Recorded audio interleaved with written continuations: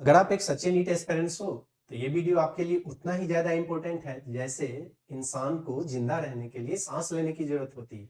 ये वीडियो आपको सिलेक्शन दिला के आपके ड्रीम कॉलेज तक पहुंचा भी सकता है और अगर आप इस वीडियो को मिस कर दिए तो आपसे सिलेक्शन छीन भी सकता है। इस वीडियो के स्किप बटन पे प्रेस करना मतलब आप अपना रिजल्ट स्किप कर रहे हो और इस वीडियो को बिना देखे बिना समझे एज इट इज पास कर देना मतलब आप अपने सिलेक्शन को एज इट इज पास कर दिए। आपका सिलेक्शन हो सकता था लेकिन आप अपने सिलेक्शन को खुद ही दूर फेंक रहे हो। आखिर क्या इतना इंपॉर्टेंट है इस वीडियो में? पहले तो मैंने कभी इतना फोर्स नहीं किया, आखिर इतना क्या इंपॉर्टेंट बातें हैं इस वीडियो में? नीट के 20 क्वेश्चंस हैं जो कि एज इट इज आएंगे। ये मैं नहीं बोल रहा हूं, ये बोल रहा है प्रीवियस ईयर का एनालिसिस, लास्ट 10 इयर्स के क्वेश्चन पेपर। और अगर ये 20 क्वेश्चन हर साल नीट में पक्का आते ही आते हैं तो इस बार कुछ अलग तो नहीं हो जाएगा? इस बार कुछ सडनली चेंज तो नहीं हो जाएगा? इस बार भी वो 20 क्वेश्चंस पक्का आएंगे ही आएंगे। चलो अगर 20 क्वेश्चन नहीं आता है, 19 तो पक्का से आएंगे, 18 तो पक्का से आएंगे, यानी 70 to 80 मार्क्स आप डायरेक्टली यहां से लेके जा रहे हो। अगर आप ये टॉपिक पहले से कर चुके हो, ये क्वेश्चन पहले से कर चुके तो बहुत अच्छी बात है। अगर नहीं किए हो तो आप कमेंट सेक्शन में आज एक वादा करके जाओ कि यस सर, मैं सबसे पहले इस टॉपिक को अभी कंप्लीट करने वाला हूं। अब मैं कैसे बिलीव करूं सर कि ये क्वेश्चन आता ही आता है? आप सभी बच्चे के पास पीवाईक्यू होता है, प्रीवियस ईयर आस्क्ड क्वेश्चन होते हैं। आप किसी भी ईयर का क्वेश्चन पेपर उठा लो और आप चेक कर लो कि क्या ये क्वेश्चन आए हैं नहीं आए। मैं क्यों इतना कॉन्फिडेंटली बोल रहा हूं? क्योंकि लास्ट 10 इयर्स में कम से कम 50 से ज्यादा बैचेज मैंने फिनिश किए। हर साल कम से कम 2 तो 11th का बैच होता है, 2 तो 12th का बैच होता है, 2 तो रिपीटर्स बैच होते हैं, यानी एक ईयर में मिनिमम 6 बैच होता है। ये मैं मिनिमम बता रहा हूं। तो आप सोचो एक ईयर में 6 टाइम उनका सिलेबस फिनिश होता है, तो लास्ट 10 इयर्स में 50 टाइम्स से ज्यादा मैंने सिलेबस खत्म किया। और जब आप 50 टाइम्स किसी चीज को रिपीट करोगे तो सोचो किस लेवल का क्लियरिटी आ जाएगा, कहां से क्वेश्चन बनते, कैसे क्वेश्चंस बनते, किस टाइप से ट्विस्ट करता है वो, क्या सिमिलरिटी है, क्या वो फॉलो कर रहा है, क्या पैटर्न होने वाला है, सब कुछ आपको पता लग जाता है। चलिए देखते हैं कि आखिर ये 20 क्वेश्चंस है कहां पे जो कि आपको बिल्कुल ऐसा डॉक्टर बना देगा। नेक्स्ट, इस 20 क्वेश्चन को मैंने 2 पार्ट में डिवाइड किया है। यहाँ पे स्टार्टिंग का जो 10 क्वेश्चंस है ये आपको 95% टू 100% एज इट इज मिलेगा। नेक्स्ट जो 10 क्वेश्चंस है ये 90 टू 100% रिपीटेड आपको मिलेगा। +2 मैंने क्यों लिखा है ये आपको खुद वीडियो में पता लगेगा कि 2 एक्स्ट्रा क्वेश्चन क्या है, ये भी आपको वीडियो में पता लगेगा। अब सबसे पहला जो पार्ट है वो unit dimension and error.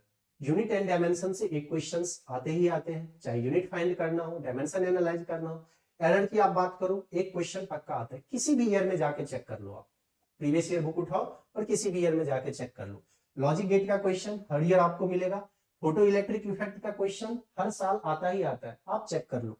Bohr's model के क्वेश्चंस जितने स्पेक्ट्रम रहता है कि इससे इसमें फॉल हो रहा है, इलेक्ट्रॉन यहां से यहां जंप कर रहा है, ये बोर मॉडल के क्वेश्चंस होते हैं और ये आता ही आता है। डीप ब्रॉगली वेवलेंथ का क्वेश्चंस आता ही आता है। यंग्स डबल स्लिट एक्सपेरिमेंट के क्वेश्चंस आता ही आता है। Binding energy and mass defect, यहां पे थोड़ा क्वेश्चन मार्क है क्योंकि पहले न्यूक्लियस चैप्टर में रेडियो एक्टिविटी काफी इंपॉर्टेंट टॉपिक हुआ करता था। अब जब आप न्यूक्लियस चैप्टर के पीवाईक्यू को देखोगे तो सबसे इंपॉर्टेंट रेडियो एक्टिविटी थे, वहां से कंटिन्यूअस क्वेश्चंस आते थे और कई बार 2 क्वेश्चंस आ गए थे, एक तो रेडियो एक्टिविटी, एक binding energy and mass defect से। अब रेडियो एक्टिविटी आपके सिलेबस से हो चुका है डिलीट, तो इस बार मोस्ट इंपॉर्टेंट टॉपिक क्या है? Binding energy and mass defect. And आज का डेट नोट करके जाओ, इस वीडियो को सेव करके रखो, आपके एग्जाम में एक question binding energy mass defect से पक्का पक्का पक्का आएगा। अगर नहीं आया तो फिर आप एग्जाम के बाद आके मुझे बताना। ये हो गए टोटल 7 चैप्टर। 3 ऐसे चैप्टर हैं जहां से थ्योरेटिकल क्वेश्चंस आते हैं। एक रेसिस्टेंस, सर क्या पूरी रेसिस्टेंस की आप बात कर रहे हो? नहीं, जैसे रेसिस्टिविटी, कंडक्टिविटी, थ्योरेटिकल क्वेश्चंस यहां से बनता है। ड्रिफ्ट वेलोसिटी से रिलेटेड ये रेसिस्टेंस पार्ट्स आता है। कैपेसिटर से एक थ्योरेटिकल क्वेश्चंस बनते हैं, लाइक डाइलेक्ट्रिक इंसर्ट कर दिया तो एनर्जी में क्या चेंजेस हो जाते हैं, इलेक्ट्रिक फील्ड कैसे चेंज होगा, पोटेंशियल कैसे चेंज होगा। थ्योरेटिकल क्वेश्चन एक कैपेसिटर का आता है। एंड सेमीकंडक्टर का एक थ्योरेटिकल क्वेश्चन आता है, लाइक कभी डायरेक्टली चेक करने के लिए दे दिया आपको फॉरवर्ड बायस क्या है, रिवर्स बायस क्या है, या फिर जीनर डायोड के क्वेश्चंस दे दिए, या फिर सोलर सेल के क्वेश्चंस, एलईडी के क्वेश्चंस, ये सारे पार्ट है यहां से थ्योरेटिकल आते हैं। फिर से मिसकंफ्यूज मत होना, capacitor is not a chapter, semiconductor is not a chapter. यहाँ पे मैं चैप्टर की बात नहीं कर रहा हूँ, यहाँ पे मैं सिर्फ और सिर्फ थ्योरेटिकल क्वेश्चन की बात कर रहा हूँ जो कि एक क्वेश्चन पक्के से आए। तो ये 10 क्वेश्चन है, आप जाके पीवाईक्यू में चेक कर सकते हैं अगर मेरे पे भरोसा नहीं है तो, बट आपको भरोसा होना चाहिए, तभी आप मेडिकल कॉलेज तक पहुंच पाओगे मेरे साथ। और अगर आपने चैनल को सब्सक्राइब नहीं किया है तो कर लो यार, कब करोगे? आपको इतना हेल्प मिल रहा है इस चैनल से, और कब करोगे? वीडियो को लाइक, चैनल को सब्सक्राइब जरूर करना। नेक्स्ट आते हैं एवरेज स्पीड का एक क्वेश्चन, एवरेज वेलोसिटी का एक क्वेश्चन हर पेपर में आपको देखने को मिलेगा। मोमेंटम कंजर्वेशन, या तो लीनियर मोमेंटम या एंगुलर मोमेंटम, हर टाइम आपको देखने को मिलेगा। मोमेंट ऑफ इनर्शिया, ये हमेशा आपको देखने को मिलेगा रोटेशनल चैप्टर में, मोमेंट ऑफ इनर्शिया से एक क्वेश्चन आते हैं। ऑर्गन पाइप, हार्मोनिक से रिलेटेड क्वेश्चंस हमेशा आते हैं। एक स्पीड ऑफ वेव, एक क्वेश्चन पक्का है। अच्छा, यहाँ पे भी क्वेश्चन मार्क है, क्यों? क्योंकि पहले डॉपलर इफेक्ट इंपॉर्टेंट क्वेश्चन हुआ करता था, हर साल डॉपलर इफेक्ट से एक क्वेश्चन आते थे, लेकिन डॉपलर इफेक्ट इस बार तो सिलेबस से बाहर, टाटा बाय बाय। तो अभी बचा क्या? Sound wave, one of the most important. तो स्पीड ऑफ वेव, यहां से एक क्वेश्चंस आएंगे ही आएंगे, चाहे ये आपको स्ट्रिंग ऑन वेव से आ सकता है, चाहे साउंड वेव से आ सकता है, लेकिन स्पीड ऑफ वेव से रिलेटेड एक क्वेश्चन पक्का है। फ्लूइड मैकेनिक्स, सरफेस टेंशन का पक्का एक क्वेश्चन रहता है। लॉ ऑफ थर्मोडायनेमिक्स, चाहे फर्स्ट लॉ ऑफ थर्मोडायनेमिक्स से चाहे सेकंड लॉ ऑफ थर्मोडायनेमिक्स से एक क्वेश्चन पक्की रहती है। ये मैं मिनिमम बता रहा हूं, थर्मोडायनेमिक्स चैप्टर से 2 क्वेश्चन आते हैं, लेकिन मैं 2 की बात नहीं कर रहा हूं, क्या क्वेश्चन पक्का आता है ये मैं आपको बता रहा हूं। थर्मोडायनेमिक्स से एक क्वेश्चन पक्का होता है।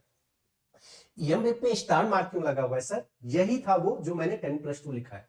ईएमवेव में 2 क्वेश्चंस आते हैं जनरली, और थ्योरेटिकल भी आते हैं, न्यूमेरिकल भी आते हैं। अगर एक ही क्वेश्चन आया तो थ्योरेटिकल क्वेश्चंस आते हैं यहाँ पे। कौन सा? आपको पता है, रेडिएशन से रिलेटेड, इस रेंज में गामा रे लाई करता है, इस रे में विजिबल रे लाई करता है, ये सब क्वेश्चंस आते हैं।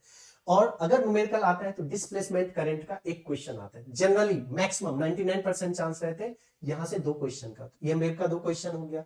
फिर टेलीस्कोप, माइक्रोस्कोप से एक क्वेश्चन, रे ऑप्टिक्स का टेलीस्कोप, माइक्रोस्कोप, एक क्वेश्चन फिक्स रहता है।